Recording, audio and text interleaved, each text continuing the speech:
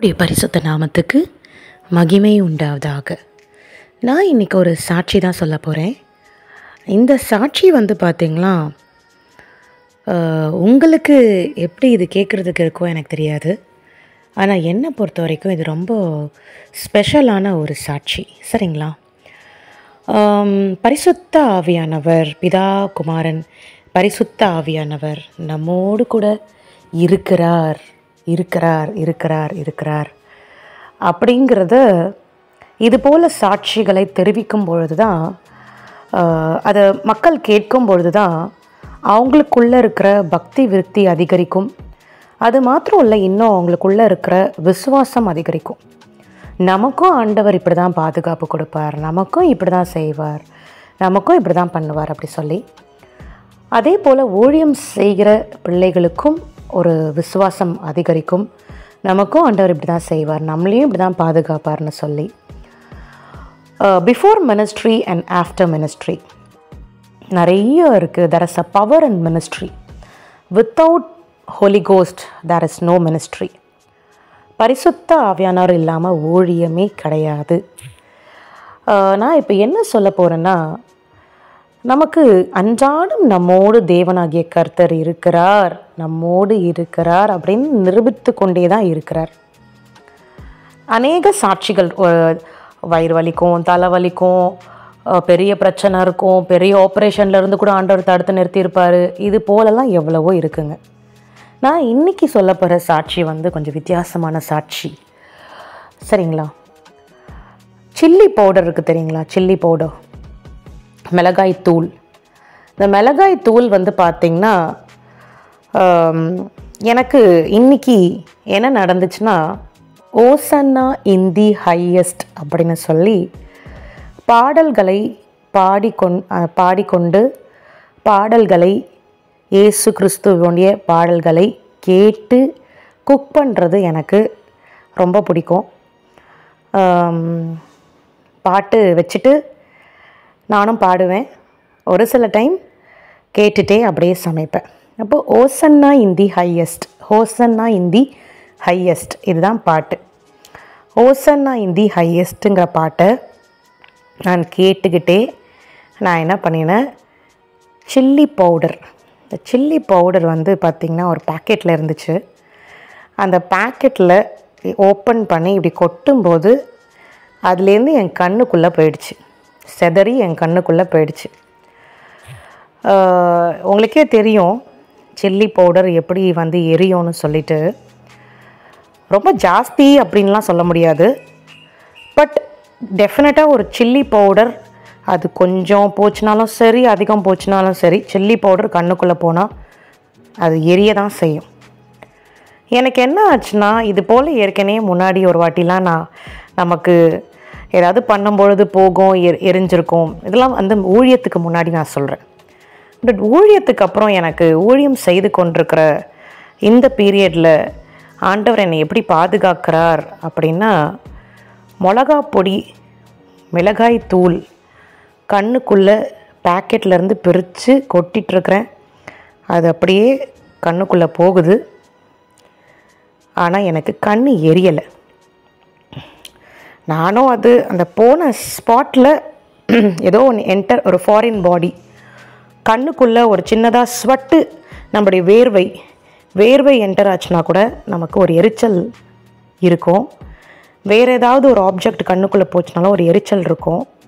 இது லிட்டரலாக பார்த்திங்கன்னா இது ஒரு மிளகாய் தூள் கண்ணுக்குள்ளே போன அந்த ஒரு டிஃப்ரென்ஸ் மட்டும்தான், ஒரு வித்தியாசம், ஏதோ கண்ணுக்குள்ளே போச்சுங்கிற ஒரு வித்தியாசம் மட்டும்தான். ஆனால் எனக்கு கண் எரியவே இல்லை. இது எனக்கு என்னடா இது, ஓசன்னா இன் தி ஹையஸ்ட் பாட்டு ஓடிக்கிட்டு இருக்கு, நம்ம அந்த பாட்டை கேட்டுக்கிட்டே இந்த மிளகாத்தூளை ஹேண்டில் பண்ணிகிட்ருக்கோம். இது நடக்கக்கூடிய ஒரு விஷயந்தான். ஆண்டவரால் முடியாதது என்ன இருக்குது? ஆண்டவர் போல அன்பானவர் யார் இருக்கா? ஆண்டவர் போல யார் இருக்க முடியும்? இதெல்லாம் தெரிஞ்ச ஒரு விஷயந்தான். ஆனால் நான் ஹேண்டில் பண்ண விஷயம் ஒரு மிளகாய் தூள். எனக்கு ரொம்ப ஆனந்தம் ஆனந்தம் ஆனந்தம் ஆனந்தம். இந்த ஆனந்தத்துக்கு அது கூட எதுவுமே ஈடு கொடுக்க முடியாத அளவுக்கு அதுக்காக நீங்கள் உடனே கேட்டுறாதீங்க, சிஸ்டர் உங்களுக்கு எதுவுமே நடக்காமல் இருந்ததே கிடையாதா, இது ஒரு சாட்சியாக நீங்கள் போடுறீங்களே அப்படின்னு. எங்க சைக்கிள் மிதிச்சாதான் சைக்கிள் ஓடும், சரிங்களா? அதே போல் சமைச்சாதான் சமையல் பண்ணி முடிக்க முடியும், படித்தாதான் படித்து பாஸ் பண்ண முடியும். சில பேர் இருக்காங்க, உழைச்சாதான் நமக்கு சம்பளம் கிடைக்கும், சும்மா ஆண்டவர் ஹெல்ப் பண்ணிடுவாரா? படித்தாதான் பாஸ் பண்ண முடியும், சும்மா ஆண்டவர் ஹெல்ப் பண்ணிடுவாரா? ஆப்வியஸ்லி படித்தாதான் பாஸ் பண்ண முடியும். ஆனால் அந்த படிப்பு ஞாபகத்தில் இருக்கிறதுக்கு கர்த்தர் உதவி செய்வார். வேலை செய்ய முடியும். கால் கை நல்லா இருந்து கண் நல்லா இருந்தால் தான், சென்ட்ரல் நர்வஸ் சிஸ்டம் நரம்பு பகுதியெல்லாம் நல்லா இருந்தால் தான் வேலை பார்க்க முடியும். நல்லா வேலை பார்த்தா தான் நமக்கு சேலரி கிடைக்கும். எல்லாத்துக்கும் அதே போல் எல்லாத்துக்குமே ஏதாவது ஒன்று பண்ணால் தான் ஒர்க் ஆகும். கிட்னி அதோடைய வேலையை பார்த்தா தான் கிட்னி ஃபங்க்ஷன் ஆகும், கரெக்டான ஒரு ஃபில்ட்ரேஷன் நடக்கும் பாடியில். அதே போல் ஹார்ட் கரெக்டாக வேலை பார்த்தா தான் சர்க்குலேஷன் நல்லாயிருக்கும். இப்படி உள்ள உடம்புல இருக்கிற அவயங்களே ஆண்டவர் படைச்சு அதனுடைய வேலையை அது பார்த்தா தான் எல்லாமே நடக்கும், சரிங்களா? எல்லாத்தையும் ஆண்டவர் கண்காணிக்கிறவராக இருக்கிறார்.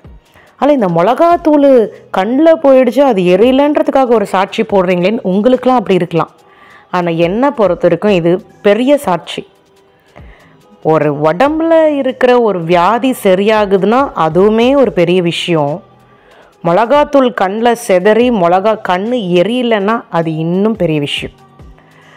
என்னை பொறுத்த வரைக்கும் பார்த்திங்கன்னா சின்னது பெருசு அப்படிலாம் கிடையாது. என்னை பொறுத்த வரைக்கும் இதுவே பெருசு தான்.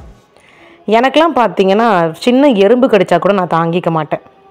அப்படி இருக்கும் பொழுது இந்த மிளகாத்தூள் கண்ணில் போயிட்டு எரியலைன்னா இதே என் கண் வேர்வைப்பட்டு நம்மளுடைய நெற்றியிலேருந்து வடிஞ்சு கண்ணுக்குள்ளே வேர்வை போயிடுச்சு, அந்த வேர்வை எரிஞ்சிருக்கு. ஆனால் இன்று தினத்தில் நான் சும்மா மிளகாத்தூளை கட் பண்ணி இப்படி போட்டு எனக்கு பட்டிருந்தா கண்டிப்பாக எரிஞ்சிருக்கலாம். ஆனால் நான் கேட்டுட்டு இருந்த பாட்டு என்னது? ஓசன்னா இன் தி ஹையஸ்ட்.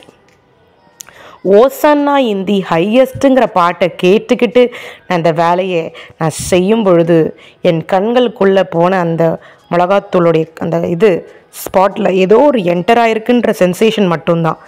மற்றபடி என்னுடைய கண் எரிச்சலாகவே இல்லை, எரியவே இல்லை. கர்த்தர் கொடாக்கொடி நன்றி. எனக்கு இது ரொம்ப சிறப்பாக இருந்துச்சு. இன்றைக்கி அதோடய ஃபீல் ரொம்ப ஆனந்தத்தை கொடுத்து என்னுடைய இருதயத்தில். இதை குறித்து நான் ஒரு ரெக்கார்டிங் போட்டே ஆகணும் அப்படின்னு தான் நான் இன்றைக்கி உங்களுக்கு ஷேர் பண்ணுறேன். கர்த்தர் கொடாக்கொடி நன்றி. எப்போவுமே நம்ம இன்னொரு விஷயத்த சொல்லிக்கிறேன். கர்த்தர் நம்மளை காப்பாற்றுவாரா மாட்டாரான்னு சொல்லி நம்ம டெஸ்ட் பண்ணக்கூடாதுங்க. இதே மிளகாத்தூளை ஆண்டவர் எரிய வைப்பாரா எரிய வைக்க மாட்டாரான்னு சொல்லி போட்டால் அது தப்பு. ஆண்டவர் இதை உதவி செய்வாரா மாட்டாரான்னு சொல்லி ஆண்டவரையே டெஸ்ட் பண்ணால் அது தப்பு. அப்போ நம்மளுக்கு கண்டிப்பாக மிளகாத்தூள் கண் எரிய தான் செய்யும். ஆனால் எதிர்பாராத நேரத்தில் ஓசன்னா இந்த ஹையஸ்ட்டுங்கிற பாட்டை கேட்கும் பொழுது கண்ணுக்குள்ளே செதறின மிளகாத்தூள் அது எரியாமல் போச்சு. நானும் திருப்பியும் அதை கண்ணை டெஸ்ட் பண்ணி பார்க்குறேன். கண்ணில் தண்ணி போட்டு வாஷ் பண்ணவே இல்லை. எனக்கு எரிஞ்சால் தானே நான் வாஷ் பண்ணுறதுக்கு. ஒன்று என்டரான சென்சேஷன் மட்டுமே தவிர மற்றபடி எனக்கு எரியலை. நானும் அது என்னமோ பண்ணும் போல இருக்கு, ஐயோ மிளகாத்தூள் உள்ள போயிடுச்சே எரியுமே அப்படின்னு ஒரு ஸ்பாட்டில் நான் ஷாக் ஆனேன். ஆனால் எனக்கு எரியவே இல்லை. எனக்கு ரொம்ப ஆனந்தத்தை கொடுக்குது இந்த விஷயம். ஏன்னா என்னுடைய அப்பாவாகிய பரமபிதாவாகிய இயேசு கிறிஸ்து என்னோடு கூட இருக்கிறார், உங்களோடு கூட இருக்கிறார், உங்களோடையும் இருக்கிறார். என்னடா இந்த சிஸ்டர் அவங்க இப்படிலாம் ஒரு சாட்சிகள் போட்டுட்ருக்குறாங்க, நமக்கு எதுவுமே நடக்கலைன்னு நீங்கள் அதை நினச்சிடாதீங்க. அப்படிலாம் நீங்கள் சொல்லிடவே முடியாது. நமக்கு எதுவும் நடக்கலைன்றதை நீங்கள் நினைக்கவே கூடாதுங்க. உங்களையும் அவர் பாதுகாத்து கொண்டு தான் இருக்கிறார்.